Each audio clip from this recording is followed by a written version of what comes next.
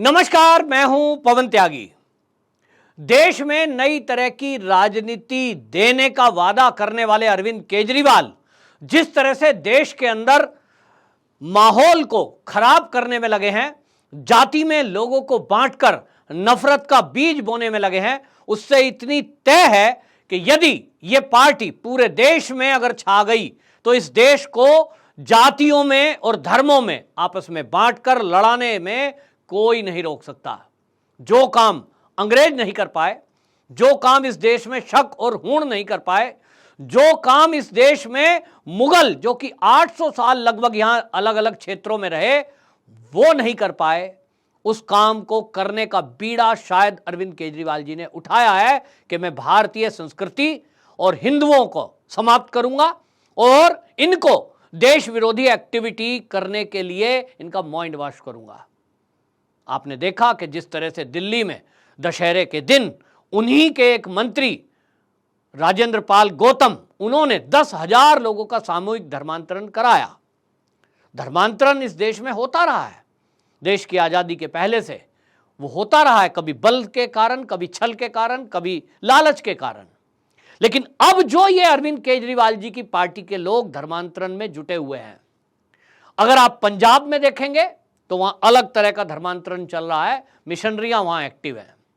लेकिन दिल्ली में जिस तरह की शपथ उनके एक मंत्री लेते हैं कि अगले आने वाले हम इतने साल तक इतने लाख लोगों का धर्मांतरण कराएंगे, वो करोड़ों तक संख्या गिनवाते हैं कि हम साहब इतने करोड़ हो जाएंगे और हर साल कार्यक्रम करेंगे। ये किस तरह की राजनीति है? देश में जातिगत राजनीति करके लोगों के अंदर जहर बोना, झूठ बोलकर लोगों को यह कहना कि आपको छुआछूत के कारण अछूत रखा जा रहा है और इसलिए आप बौद्ध धर्म अपना लीजिए, बौद्ध धर्म अपनाएंगे तो छुआछूत का सिस्टम खत्म हो जाएगा। अब इस पर सवाल उठा है और सवाल कोई और नहीं, बौद्ध धर्म के अनुयायी और बौद्ध धर्म के जो धार्मिक लीडर हैं, यानी जो संत महात्मा हैं, जो संस्थाएं हैं, उन्होंने उठाया है। और उन्होंने इस विषय में अब देश की राष्ट्रपति को बाकायदा पत्र लिखकर यह शिकायत की है कि जिस तरह का कार्यक्रम सार्वजनिक रूप से कराया गया, 10,000 लोगों का सामूहिक धर्मांतरण हुआ जिसके लिए कोई प्रशासन से परमिशन नहीं ली गई, और जिस तरह की वहां शर्तें, जिस तरह की बातें, शपथ ली गई, ये कभी भी बौद्ध धर्म इसकी छूट नहीं देता कि आप किसी दूसरे धर्म के बारे में, उनके देवी देवताओं के बारे में उनका अपमान करें। ये किसी को इजाजत नहीं है, ना ये बाबा साहब भीमराव अंबेडकर ने किया और ना बौद्ध धर्म का कोई अनुयायी, कोई बौद्ध भिक्षु इस काम को कर सकता है। तो सवाल यह है कि उस कार्यक्रम में जो हमें स्टेज पर शपथ दिलाते और देते दिख रहे थे वो कौन थे?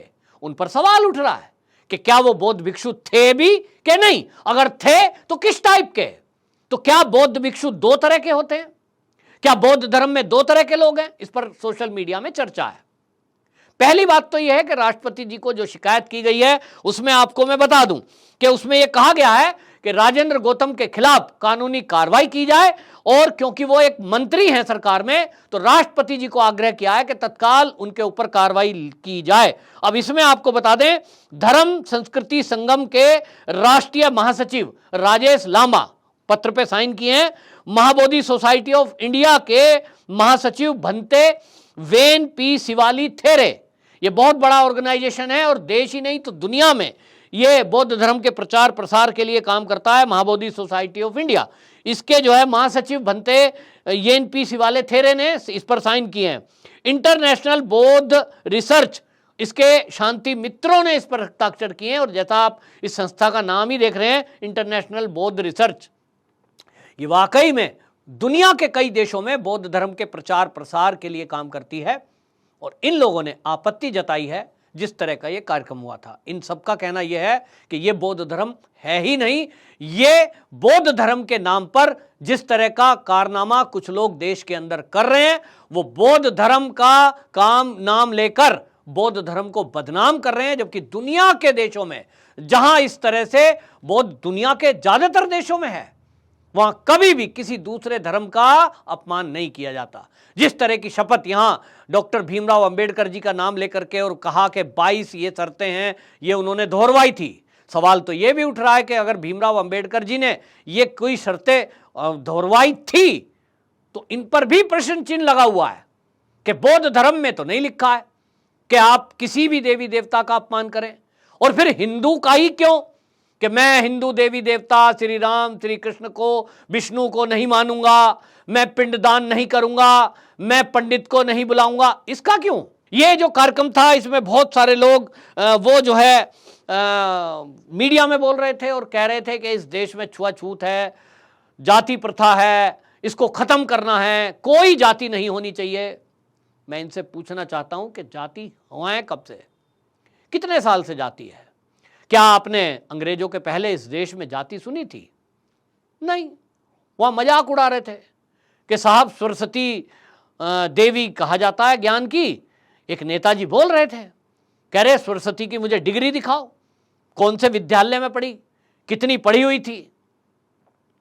अब डिग्री दिखानी है तो नेताजी को कहना चाहता हूं कि ये जो लक्ष्मी जी हैं ये तो अपने लोक में रहती हैं, देवी हैं, तो वो जो लोक है देवी जी का वहां तो मरने के बाद ही जाया जाता है। जाओ और फिर वहीं जाके पूछ लेना, मिलेंगी लक्ष्मी जी। पता नहीं मिलेंगी कि नहीं, क्योंकि पापियों को, इस तरह के लोगों को, छल कपटियों को नहीं मिलती हैं देवी देवता। फिर भी आपको डिग्री देखनी है तो ऊपर जाना पड़ेगा उनके लोक में।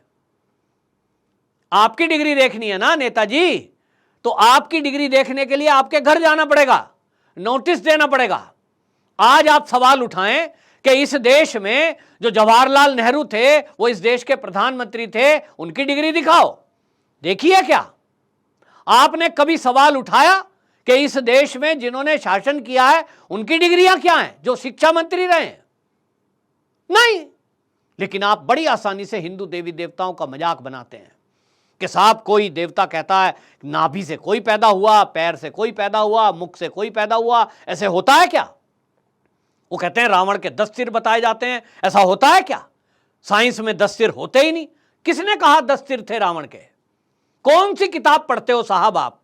ये अरविंद केजरीवाल जी के जो नेता हैं ये कहीं स्पेशल ही डिग्री कॉलेज में जा रहे हैं, ये कोई अलग ही स्पेशल किताब पढ़ रहे हैं। 10 सिर होते नहीं हैं, 10 मस्तिष्क जैसे होते हैं, वैसा बुद्धि दिखाने के लिए, क्योंकि चित्रों के माध्यम से पहले मैसेज देने की बात की जाती थी।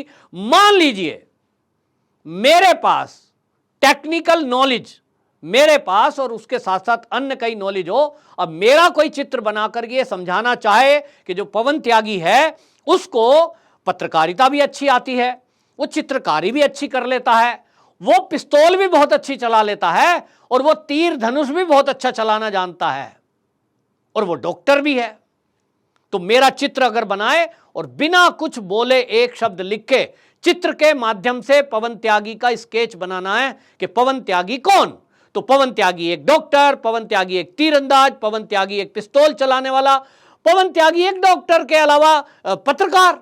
तो क्या दिखाना पड़ेगा? मेरा एक हाथ बनाया चित्रकार ने, उसमें कलम दिखा दी, पत्रकार की पहचान है।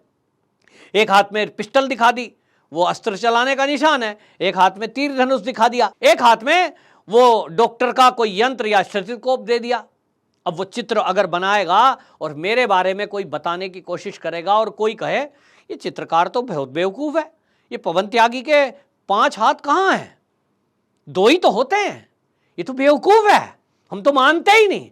अरे भाई आपकी बुद्धि कम है, आप समझ ही नहीं रहे कि किस जमाने में उस समय वो इतने बुद्धिमान लोग थे, वो समझते थे कि आज के 1000 साल बाद जो भाषा आज की है 1000 साल पहली, 1000 साल बाद वो समझ नहीं पाएंगे।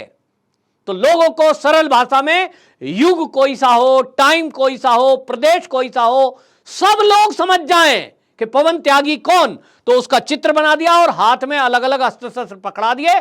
अब मेरा फोटो अगर कोई केरल का व्यक्ति देखेगा वो भी समझ जाएगा कि पवन त्यागी के पास 5 विधाओं का ताकत है हाथों के अंदर। अगर कोई कश्मीर का व्यक्ति उस चित्र को देखेगा वो भी समझ जाएगा कि पवन त्यागी एक नाम का व्यक्ति है, उसके हाथों में इतनी प्रकार की उसके पास कला है।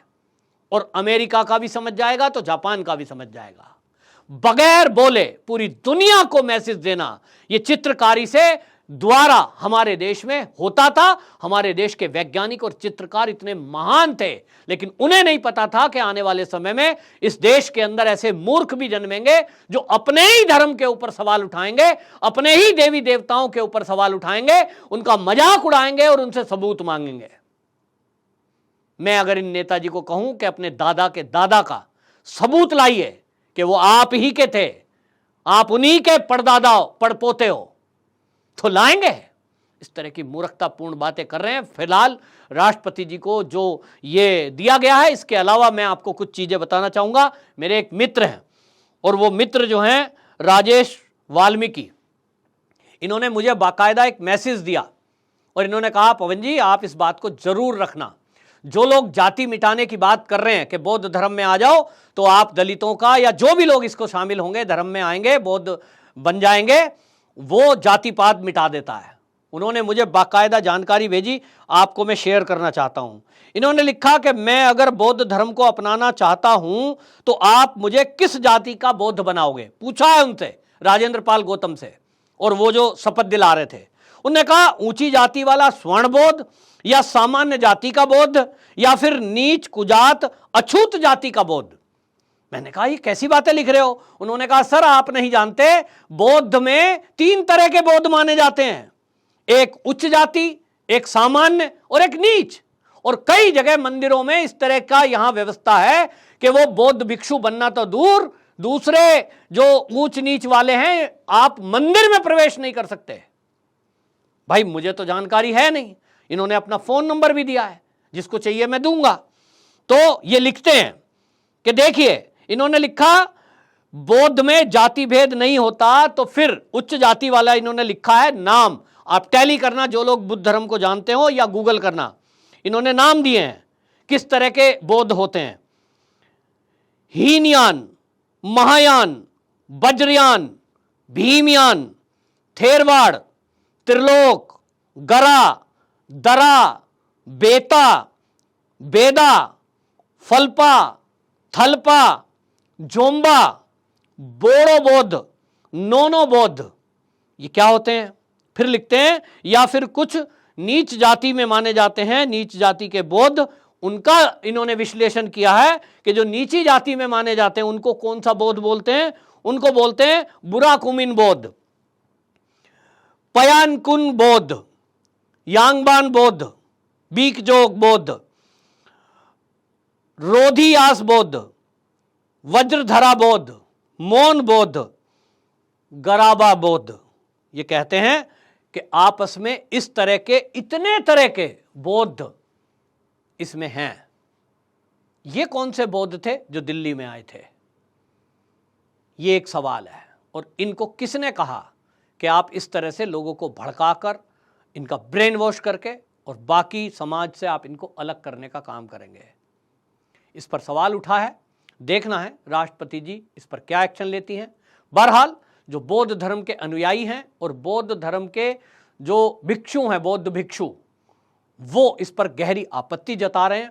इंटरनेशनल लेवल पर लोगों ने इसका प्रतिकार किया है, विरोध किया है और ये कहा है कि इस तरह से दुनिया में जहां भी बौद्ध धर्म है, वहां जिस देश में वो रहते हैं उस देश में अन्य धर्मों के लोगों का वो आदर करते हैं। इस बात को कोई भी कह रहा है वो गलत है, गलत प्रचार है, बौद्ध धर्म का ये अपमान है और इसके अपमान के कारण दुनिया के बौद्ध भिक्षु और बौद्ध धर्म के मानने वाले लोग अब इस पर एक्शन लेने की बात कर रहे हैं और इसीलिए सरकार से कह रहे हैं कि ऐसे लोगों को तत्काल जेल में डालना चाहिए। देखना होगा राष्ट्रपति जी के इस आग्रह के बाद इन पर क्या एक्शन होता है। लेकिन यह भी देश देख रहा है कि अरविंद केजरीवाल जी ने एक शब्द भी इनके विरोध में नहीं बोला है, ना कोई एक्शन लिया है। बस इतना कह दिया मुझे दुख है, लेकिन आप देखें कि ना तो पार्टी से बाहर निकाला, ना उनके खिलाफ एक्शन लेने की बात कोई की है। तो देश देख रहा है किस तरह की राजनीति इस देश में हो रही है। ऐसे लोगों के खिलाफ क्या होना चाहिए और आपकी क्या राय है, कमेंट बॉक्स में जरूर लिखना। वंदे मातरम।